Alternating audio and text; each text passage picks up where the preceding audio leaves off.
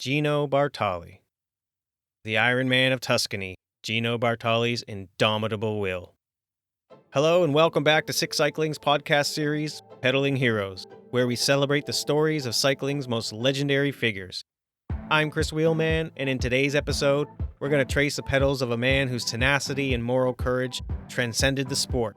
We're talking about Gino Bartali, known as Gino the Pious for his deep religious faith, and the Iron Man of Tuscany for his incredible endurance and resilience. Join us as we uncover the layers of Bartali's life, from his incredible sporting achievements to his heroic actions during a dark chapter in history. This journey will take us through the different facets of the remarkable man history forever owes a debt to.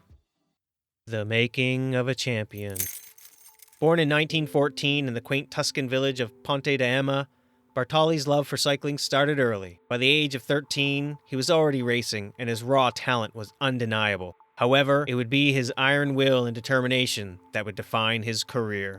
In the 1930s, Bartali emerged as a fierce competitor, quickly gaining a reputation for his climbing prowess and his refusal to give in, no matter the odds.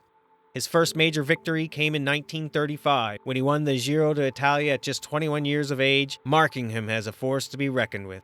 While many saw a rider of great physical capabilities, Bartali himself, a devout Catholic, would often be seen praying at the roadside shrines during his training ride, and he attributed much of his success to his faith. Rivalry and resilience.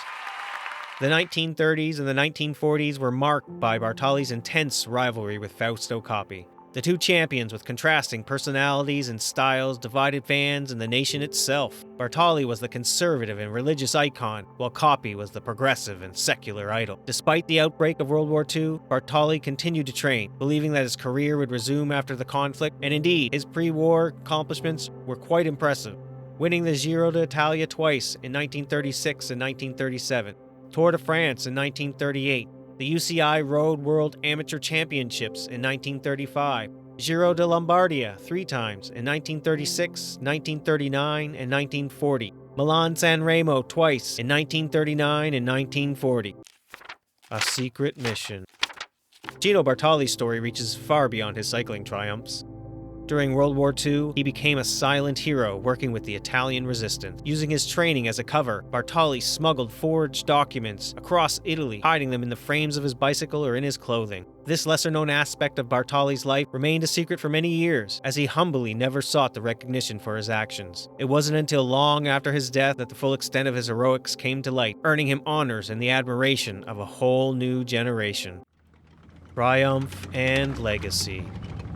As the war ended, Gino Bartali returned to cycling with a vengeance, demonstrating that his spirit remained unbroken. In 1946, he regained his title at the Giro d'Italia, and in 1948, he achieved what many considered his most legendary victory, winning the Tour de France 10 years after his first win. This victory was not just a personal triumph, it came at a time when Italy was gripped with political tension. His win is said to have helped unite a divided country. Bartali's post-war achievements are equally as impressive, adding his third Giro d'Italia in 1946, his second Tour de France in 1948, Milan-San Remo 2 additional times in 1947 and 1950, an impressive second at the 1951 UCI Road World Championships.